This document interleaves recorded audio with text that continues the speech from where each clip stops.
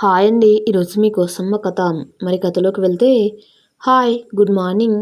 చక్కటి అబ్ల చిరునవ్వుని నిద్ర కలలో తన్మయంగా చూసిన ప్రణయ గుడ్ మార్నింగ్ అంది మళ్ళీ కళ్ళు మూసుకుపోతుండగా. రాత్రి పొద్దుపోయిందేమో, లేవబుద్ధి కావటం లేదు. అసలు ఆఫీస్ కూడా పోలేనేమో అనిపిస్తుంది. పడుకో పడుకో, నేను కాఫీ తాగేసానులే. నీకు కూడా కలిపి ఫ్లాస్క్లో ఉంచాను, తర్వాత తాగు. తొందరలో ఉన్నట్టున్నావు. కొంచెం పని ఉందిలే. డల్గా కనిపిస్తున్నావు. నీ లీవ్ లెటర్ ఇచ్చేయినా మీ ఆఫీస్లో. అదే వెళ్ళాలా వద్దా అని ఆలోచిస్తున్నాను. వద్దులే, నేను త్వరగా వచ్చేస్తాను. ఇంక కాసేపు పడుకో. అభి వెళ్ళిపోయాక మళ్ళీ నిద్రలోకి జారిపోయింది ప్రణయ.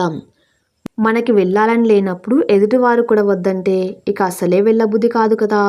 తర్వాత ఎప్పుడు మెల్లగా లేచింది ప్రణయ. ఫ్రెష్ అయి వచ్చి అభి చేసి పెట్టిన కాఫీని ఇష్టంగా తాగింది. ఇప్పుడేం చేయాలా అని ఆలోచించి ఇల్లు సర్దాలని నిర్ణయించుకుని లేచింది. అభి ప్రణయులు ఈ మధ్య పెళ్ళైన కొత్త జంట. ఇద్దరు ఇంటర్ బీటెక్ కలిసి చదువుకున్నారు. ఏదో తొందరపాటు ఆకర్షణగాక నిలకడగా కలిసిన వారి మంచి స్నేహం క్రమంగా ప్రేమగా పరిణమించింది. ఒకరినొకరు అర్థం చేసుకున్నాక కూడా ఇద్దరు తొందరపడలేదు. చదువు పూర్తయ్యాక ఇద్దరికి వేరువేరు కంపెనీలో మంచి జాబ్స్ వచ్చాయి.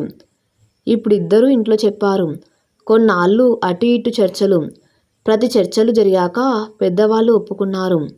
ఆ తర్వాత ఇటు ప్రణయ వెంటపడ్డ రోమియోలు, అటు అభిలాష్పై ఆశలు పెంచుకున్న అమ్మాయిలని నిరాశపరుస్తూ ఇద్దరి వివాహం అందరి కనుల పండగ జరిగింది. పెళ్లి నిర్ణయం జరిగినప్పుడే ఇద్దరు అండర్ కన్స్ట్రక్షన్లో ఉన్న ఇండివిజువల్ హౌస్ తీసుకుని మనసుకు నచ్చిన విధంగా తీర్చిదిద్దుకున్నారు. ఇంటి ముందు చక్కటి గార్డెన్ ప్లాన్ చేశారు. రకరకాల మొక్కలు పద్ధతి ప్రకారం నాటించారు. పెళ్ళైన కొన్ని రోజులకు గృహప్రవేశం చేశారు. కొత్త కాపురం మొదలైంది. ఎలాంటి ఆవేశాలకు పోకుండా, పంతాలు పట్టింపులకు చోటివ్వకుండా వాళ్ళ నూతన వైవాహిక జీవితం హ్యాపీగా సాగుతుంది. ఇంట్లో ఇంకా సెట్ చేసుకోవాల్సింది చాలా ఉంది. ఎంత సర్దినా మిగిలే ఉంటుంది. ఫోన్ మోగటంతో వచ్చి తీసింది ప్రణయ. అమ్మ వసుదా, ఏం చేస్తున్నావే ప్రణు? తీయటి పలకరింపు. ఇల్లు సర్దుతున్నా ఎంతకు తెగటం లేదమ్మా. ఇరిటేషన్గా ఉంది. కొత్త ఇల్లు మరి అంత తొందరగా అవుతుందా? అయినా ఒంట్లో బాగలేనప్పుడు ఆ పని ఎందుకు పెట్టుకున్నావు? రెస్ట్ తీసుకో. పర్వాలేదులేమ్మా అని సడన్గా ఆగి, నీకెలా తెలుసు? ఫోన్ చేశాడా అప్పుడే? అసలు నాకు అమ్మవో లేక నీ అల్లుడికి అమ్మవో అర్థం కావడం లేదనుకో అంది. నీకు జెలసిగా ఉందా? అమ్మ నవ్వు మధురంగా తాకింది ప్రణయ చెవులకు.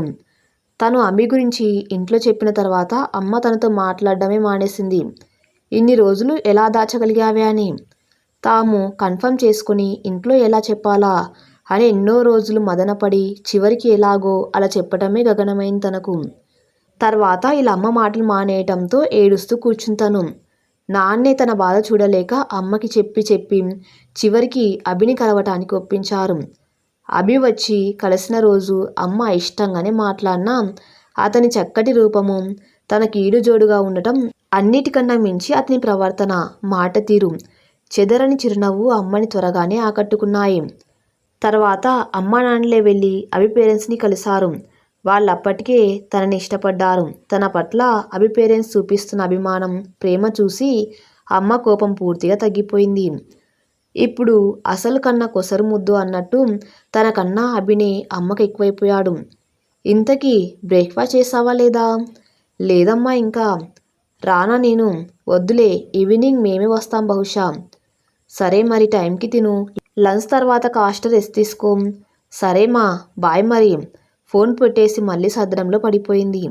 సాయంత్రం 5 గంటలకల్లా కాసేపు రెస్ట్ తీసుకుని లేచిన ప్రణయ చక్కగా తయారయ్యి టీ రెడీ చేసి పెట్టి అభి కోసం ఎదురు చూస్తూ కూర్చుంది. ఇంతలో ఏదో గుర్తొచ్చి బయటకు వచ్చింది. లెటర్ బాక్స్లో నుండి లెటర్ తీసింది. 2-3 కవర్లు ఉన్నాయి అందులో. 2 ఏవో అభిలాష్వి. ఒకటి తన పేరు మీద ఉండటంతో ఎవరా అని చూస్తూ వచ్చి గార్డెన్లో వేసి ఉన్న కుర్చీలో కూర్చుంది. కవర్ ఓపెన్ చేసి చూస్తే లోపల గులాబీ రంగు కాగితం కనిపించింది. నవ్వొచ్చింది ప్రణయకి. గులాబీ రంగు కాగితాలు అందుకునే సమయం దాటిపోయింది కదా. పేపర్ మడత విప్పి చదువుతుండగానే ప్రణయ ముఖం కోపంతో ఎర్రబడింది. ఎంత ధైర్యం! ఎవరు? తన అభి గురించి ఇన్ని నిందలు మోపుతూ రాసింది. కింద పేరు లేదు. అబ్బాయా అమ్మాయా? చేతి రాత చూస్తే కూడా తెలియటం లేదు. తన అభి క్యారెక్టర్ మంచిది కాదట, అమ్మాయిలతో తిరుగుతున్నాడట.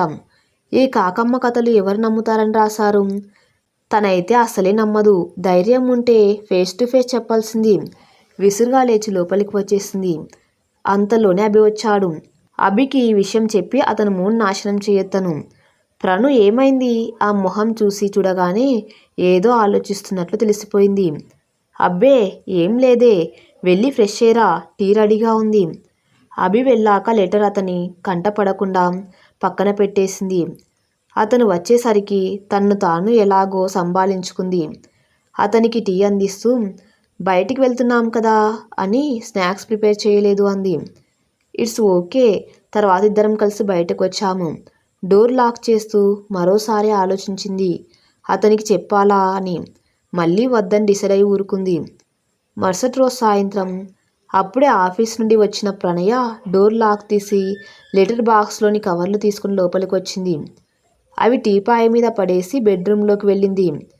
ఫ్రెష్ అయి వచ్చి టీ పెట్టుకుని తాగుతూ వచ్చిన పోస్ట్ చూడసాగింది.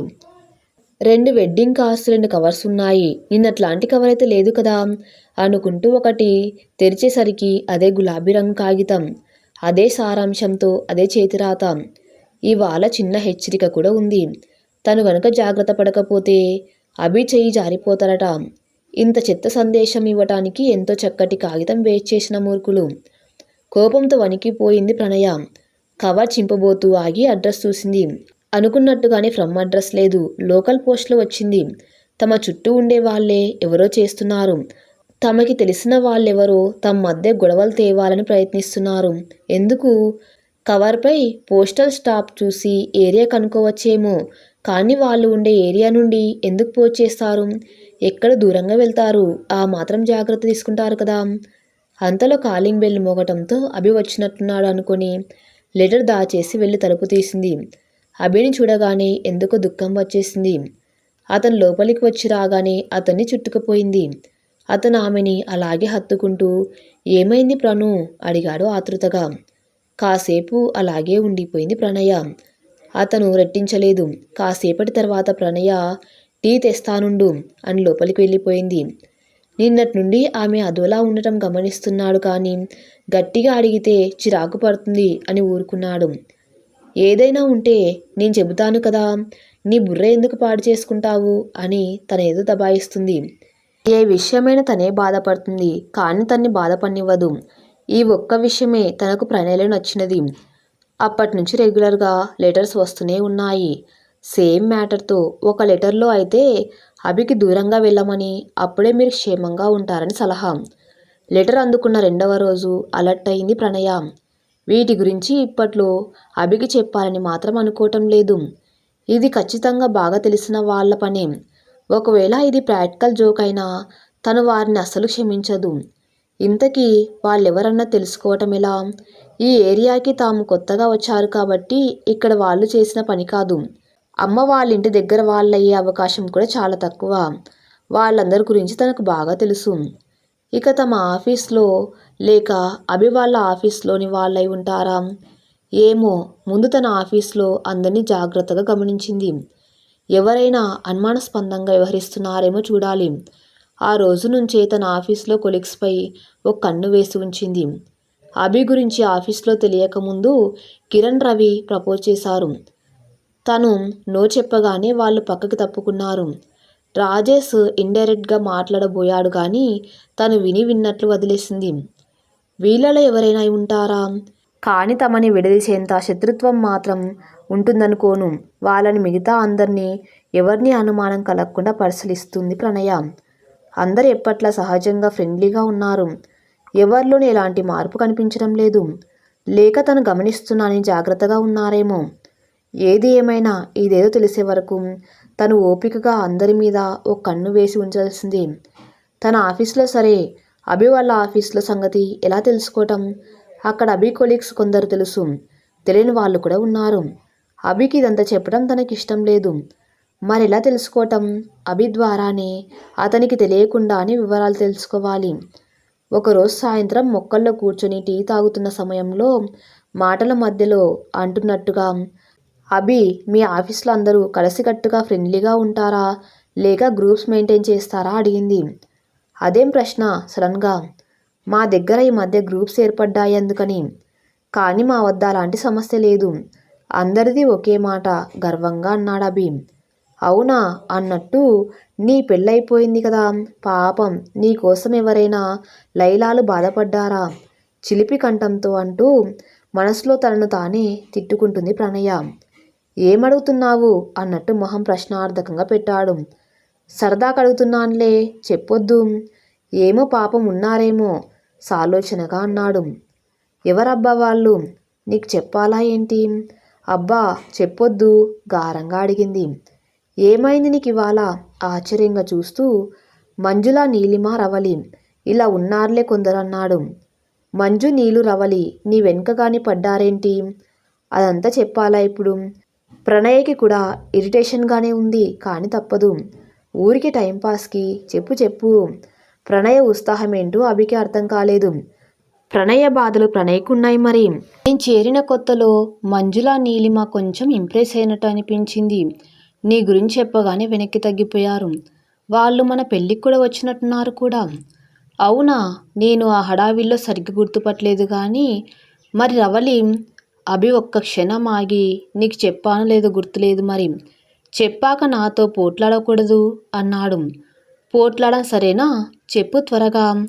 రవలి నాకు ప్రపోజ్ చేసింది. నేను వెంటనే నో అనేశాను. తనిప్పుడు మామూలుగా ఫ్రెండ్లీగానే ఉంటుంది. నిజమా? ఈ రవలి మన పెళ్ళికి కానీ గృహప్రవేశానికి కానీ రాలేదా? రానట్టుంది. మరి మంజుల, నీలిమ మామూలుగానే ఉంటున్నారా? అవును తల్లి అవును. ఇక నన్ను వదిలిపెడతావా?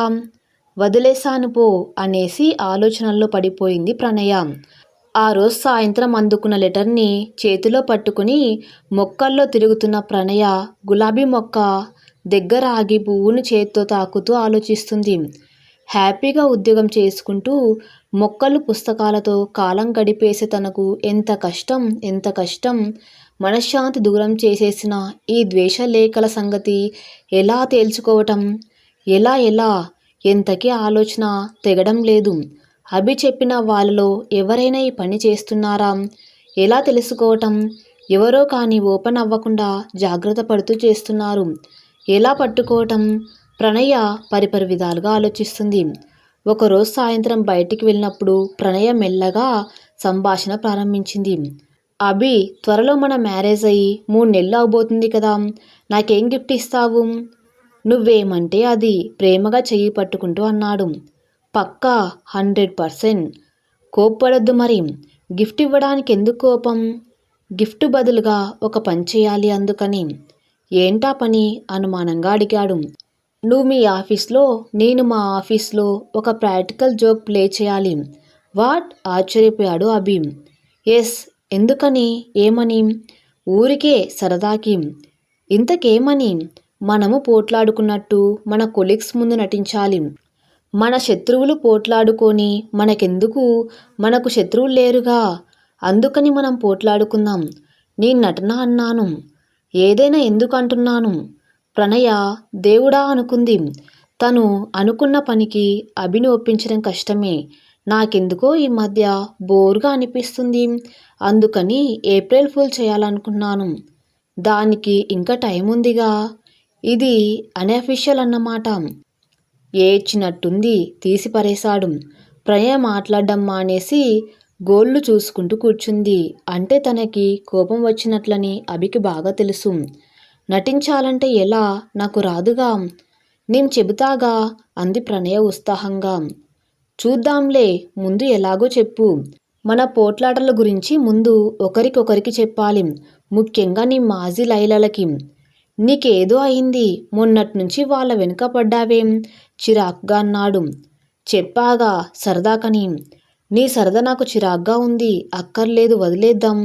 మాట ఇచ్చావుగా, తప్పుతావా అయితే? జాలిగా అడిగింది. ఏమైందిరా నీకు? బాగానే ఉన్నావా? అనుమానంగా చూస్తూ అడిగాడు అభి.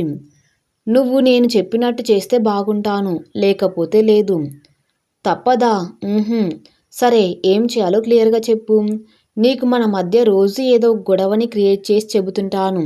వెళ్ళి ఓన్లీ నీ లైలాలకి చెబుతూ ఉండు. చక్కగా ఫేస్ రీడింగ్ చేసి వచ్చి నాకు చెప్పాలంతే. ఏంటో ఇబ్బంది పెట్టేస్తున్నావు? ఎలా చెబుతాను ఇంటి విషయాలు? అందులో జరగనివి చిన్నతనంగా ఉండదా నాకు? ఏం కాదు సరదాకేగా. సర్లే, తన బాధపడలేక ఒప్పుకున్నాడని తెలుస్తూనే ఉంది. కానీ ఏదో ఒకటి తేలకపోతే తనకి పిచ్చెక్కేలా ఉంది. 4 రోజులు గడిచాయి. ఈ 4 రోజుల్లో రోజు ఒక పోట్లాట సీన్ సృష్టించి ఎలా మాట్లాడాలో చెప్పి పంపేది ప్రణయ. రోజు గొనుక్కుంటూనే వెళ్ళేవాడు అభి. తర్వాత ఒకరోజు సాయంత్రం రాగానే అడిగింది, ఏం జరుగుతుంది మీ ఆఫీస్లో? నాకైతే చిరాకు వచ్చేస్తుంది. అబ్బా చెప్పు ముందు, ఎవరి రియాక్షన్ ఎలా ఉందో? మంజుల, నీలిమ ముందు ఆశ్చర్యపోయారు, తర్వాత బాధపడ్డారు. ఇప్పుడు నాకే సర్ది చెప్తున్నారు. ఏమని? పెళ్ళైన కొత్తలో ఇవన్నీ సహజమేనట. కొంచెం నేనే ఓపిక వహించాలట. ఎంతైనా మీరు ఒకటే కదా. అంతేగా మరి. ఇక ఆ రవలి తనేమంది? ముందు చెప్పినప్పుడు చాలా బాధపడినట్టు కనిపించింది. తర్వాత ఏం పర్వాలేదు నేనున్నానుగా అంది. అలా అందా? తర్వాత ఇప్పుడు రోజు ఇవాళ ఏమైంది అని అడుగుతుంది. అవునా, ఈరోజు అయితే తనే వచ్చి ఈరోజు ఏమని పోట్లాడుకున్నారు అని రకరకాల ప్రశ్నలు వేసింది. తన ఉత్సాహం చూసి నాకు కాసేపు ఏం మాట్లాడాలో అర్థం కాలేదనుకో. అలాగా, ఎందుకంత ఉత్సాహం మరి? ఎంతైనా తప్పైన గర్ల్ఫ్రెండ్ కదా, మనం పోట్లాడుకుంటే హ్యాపీగా ఉందేమో టీచ్ చేస్తున్నట్టు అన్నాడు. ప్రణయ ఆలోచనలో పడిపోయింది. ఒకరోజు ఆఫీస్కి వెళ్లే ముందు, అభి ఇవాళ ఒక పని చేస్తావా అడిగింది ప్రణయ. అబ్బా చాలిక, మన 4th మంత్ మ్యారేజ్ డే గురించి ఆలోచించు. ఇవాళ లాస్ట్ ప్లీజ్, ఇదొకటి మధ్యలో చెప్పు. ప్రణయ్ చెప్పిందంతా విని ఇదంతా అవసరమా ఇప్పుడు అన్నాడు విసుగ్గా. ఇక ఏది అడగనన్నానుగా. ఇదంతా ఎందుకు చేస్తున్నావో గానీ నాకేం సరదా అనిపించడం లేదు. నాకు సరదాగానే ఉంది. అయినా ఇది చివరిసారని చెప్పానుగా. సరేలే పద, టైం అవుతుంది. ఆమెని ఆఫీస్ వద్ద దింపి తను వెళ్ళిపోయాడు. ఆఫీస్లో మొత్తం ఇవే ఆలోచనలు ప్రణయకి. అభి తను చెప్పినట్టు చేశాడా? ఇదంతా రవలి పని అయి ఉంటుందా? ఆ రోజు సాయంత్రం కోసం ఎప్పుడు లేనంత ఎదురు చూసింది. ఇల్లు చేరుకున్నాక గబగబా స్నాక్స్, టీ తయారు చేసింది. అభి రాగానే ఏమైంది అడిగింది ఆతృతగా. ఏమిటి ఏమైంది ఆశ్చర్యంగా అడిగాడు. నువ్వు అవన్నీ మర్చిపోతావు, అదే పొద్దున్న చెప్పిన సంగతి. ఓ అదా అంటూ ఆమె చెయ్యి పట్టి దగ్గరకు లాక్కున్నాడు. ఈ గొడవలో పడి నన్ను పట్టించుకోవడమే మానేశావు. అబ్బే అదేం లేదు అంది తడబడుతూ. నుదుటి మీద మృదువుగా ముద్దు పెట్టి, ఊరికే అన్నాలే, ఇంకా ఎన్ని రోజులు ఈ సరదా కార్యక్రమం నవ్వుతూ అన్నాడు. ప్రణయ మాట్లాడలేదు. తనెంత సతాయించినా చిన్నగా చిరాకు పడ్డం తప్పించి అసలు కోపానికి రాని అభిని చూస్తుంటే రాబోయిన దుఃఖాన్ని బలవంతంగా ఆపుకుంది. నువ్వు చెప్పినట్లే చేశానులే. ఒక్క 10 నిమిషాలు టైం ఇస్తే ఫ్రెష్ అయ్యి వచ్చి వివరంగా చెబుతాను. ఓకే అంటూ తన కిచెన్లోకి వెళ్ళింది. అతను రెడీ అయి వచ్చేలోగా ఉల్లి పకోడీ, టీ తెచ్చి టీపాయ్ మీద ఉంచింది.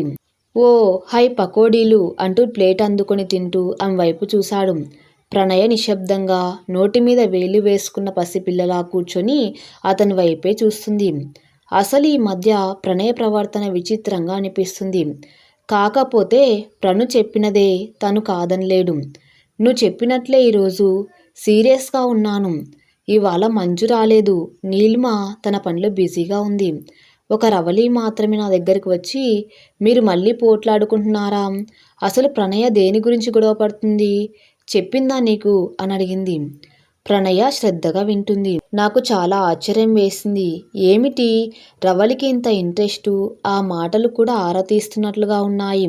అయినా నేను బయటపడకుండా ప్రణయ కారణం లేకుండా గొడవ పడుతుంది. నాకు విసుగు వచ్చేసింది. అసలు ఏదన్నా చేసి తన్ని బాగా సతాయించాలని ఉంది అని అన్నాను అని చెబుతూ ఒక క్షణం ఆగాడు అభి. అప్పుడు ఏమంతను ఉత్సాహకతగా అడిగింది ప్రణయ. ఏం చేస్తావు అని ఉత్సాహంగా అడిగింది. టీ అందుకుంటూ అన్నాడు. నువ్వేమన్నావు మరి? ఎవరినన్నా ప్రేమిస్తాను, కనీసం నటిస్తాను. ఎవరికన్నా లెటర్ రాసి తన కంట పడేలా చేస్తాను.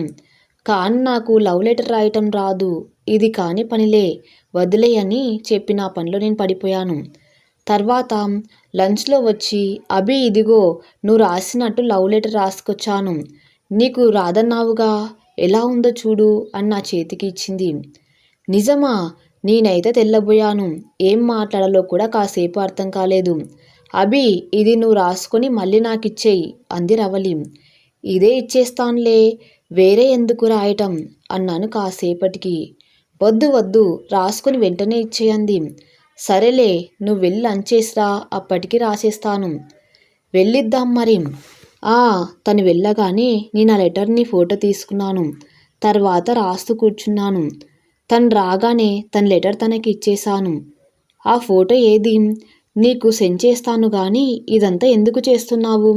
నిజం చెప్పు, నాకైతే ఇది సరదాగా చేస్తున్న పని అనిపించడం లేదు.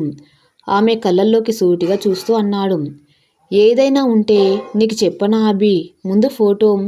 సరే అంటూ లేచి వెళ్ళి టీవీ ఆన్ చేసుకుని కూర్చున్నాడు. నిమిషం తర్వాత ప్రణయ్కి వాట్సాప్లో ఫోటో వచ్చింది. ఓపెన్ చేసి చూస్తే సేమ్ హ్యాండ్ రైటింగ్. అయితే ఇదంతా రవలి పనేనన్నమాట. తను కోరుకున్నవాడు దక్కలేదని చేసిందా? తమని విడగొట్టాలని తన ప్లాను అదంత తేలిక అనుకుందా?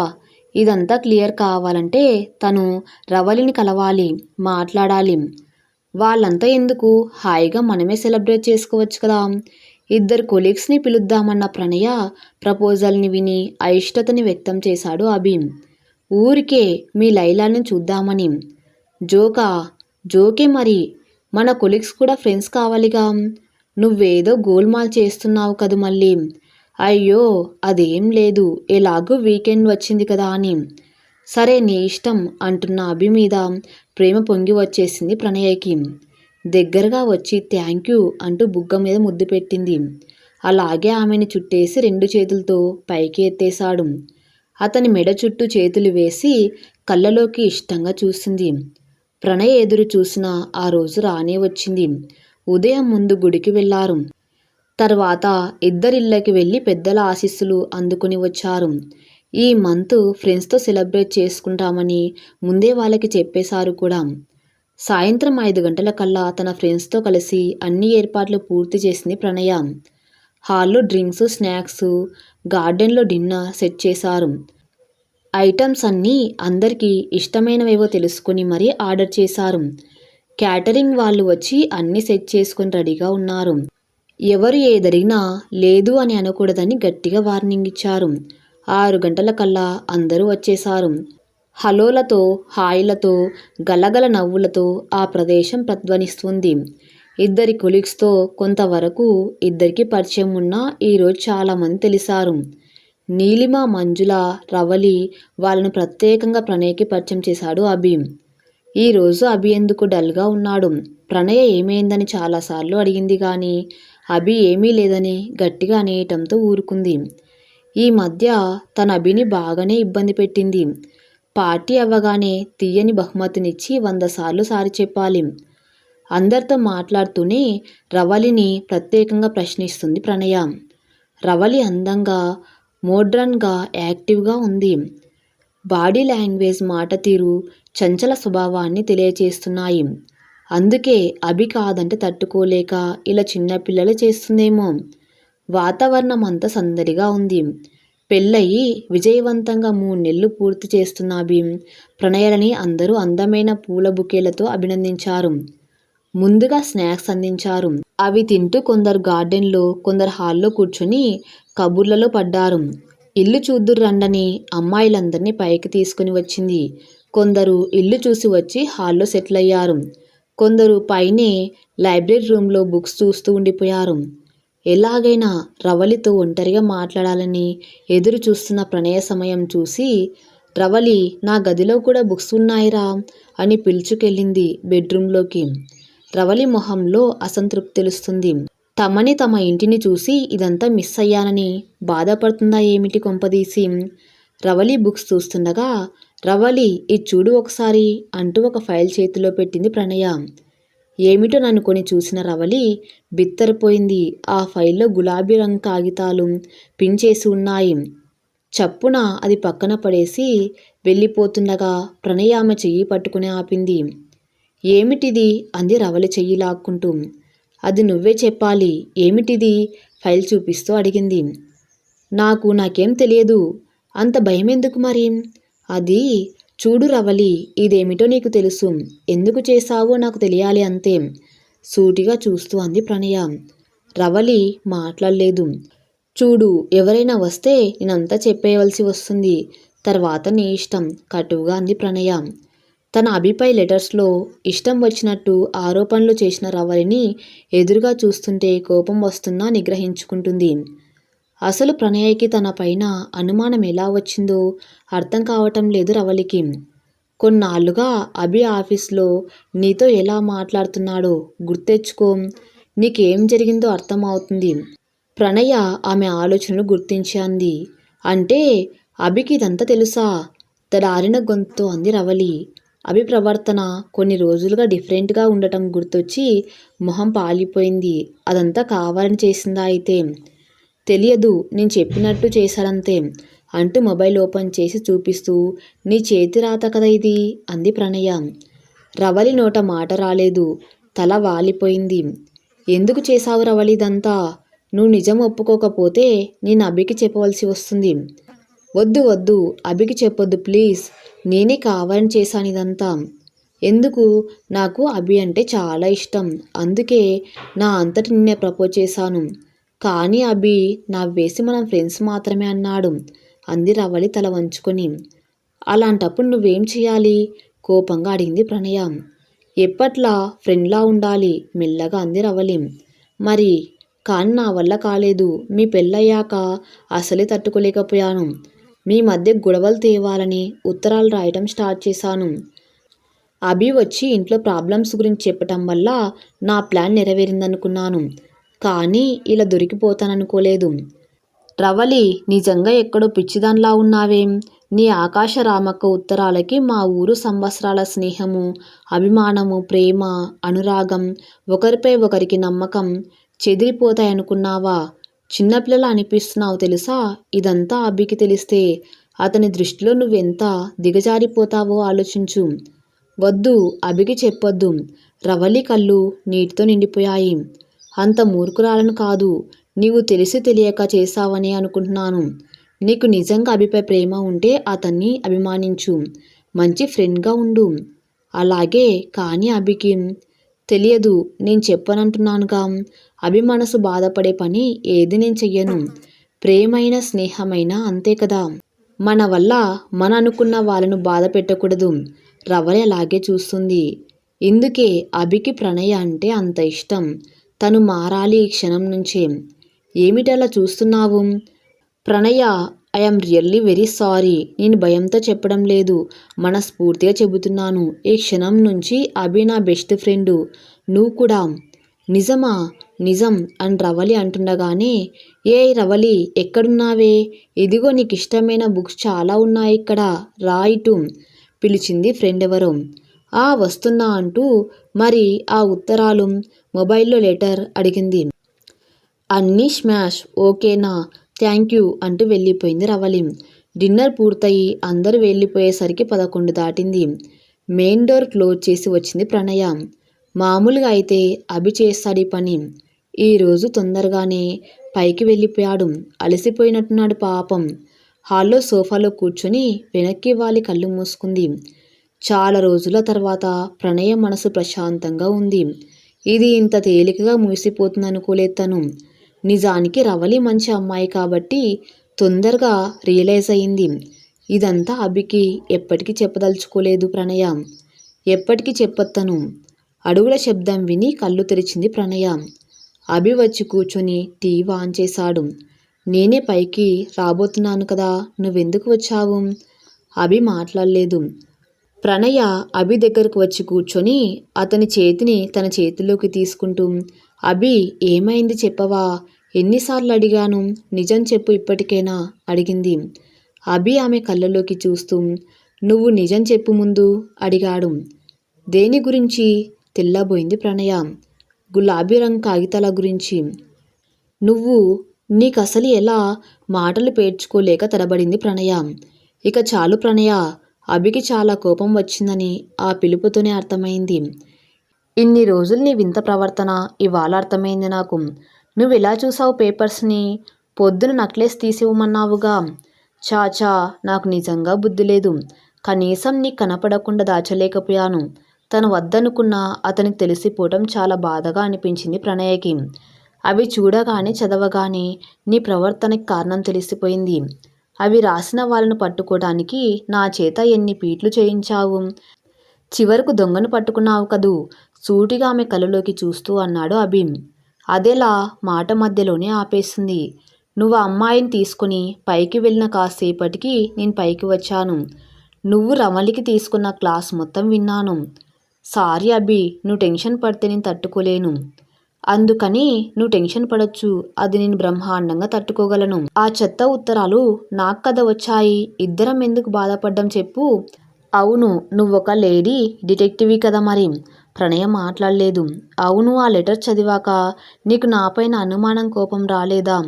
ఇంకా నయం, నాతో నిజంగా ఎందుకు మాట్లాడలేదని అడగలేదు. చిన్నగా నవ్వింది ప్రణయ. ఈ నమ్మకమే కదా మన ప్రేమకు పునాది, అభిమానంగా అంటూ లేచిన అభి ఆమె 2 చేతులు పట్టి లేవదీశాడు. అభి, నువ్వు రవళితో ఏం తెలియనట్లే ఉంటావుగా.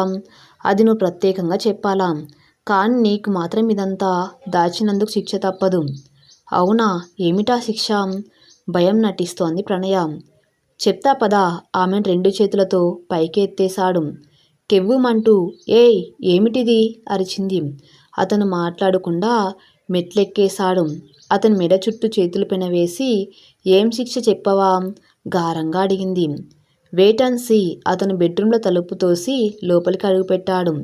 ప్రణయ కళ్ళు విప్పారాయి. లోపల గదిలో నేలంతా మల్లెపూలు పరిచి ఉన్నాయి. ఎక్కడ చూసినా మల్లెల మాలలు వేలాడుతున్నాయి. బెడ్పై గులాబీ చేమంతుల రేఖలు మల్లెలతో కలిసి పరుచుకొని ఉన్నాయి. మల్లెల సువాసనతో గదంతా పరిమళ భరితమైంది. ప్రణయకి మల్లెలంటే ప్రాణం. అందుకే మల్లికెవ్వుమంది. My God, my God Abhi, it's beautiful. Thank you a lot. నువ్వు నా జీవితాన్ని ప్రేమ, అనురాగం, విశ్వాసం అనే పరిమళాలతో నింపేశావు. అందుకే నీకు సుగంధభరితమైన శిక్ష అంటూ అలాగే గది మధ్యకి వచ్చి పైన వేలాడుతున్న తాడును లాగాడు. ఇదే నమ్మకమనే పునాది ఆధారంగా కలకాలం హాయిగా జీవించిందంటూ నింగిలోని దేవతలు ఆశీర్వదిస్తున్నట్లుగా గులాబీలు, మల్లెలు, దవనం రేఖలు కలిసి ఉన్న పూలవాన కురిసింది వాళ్ళిద్దరిపైన. ఈ కథ ఇంతటితో సమాప్తం. మరిన్ని మంచి స్టోరీస్ కోసం నా ఛానల్ని ఫాలో అవుతూ ఉండండి. Thank you for listening.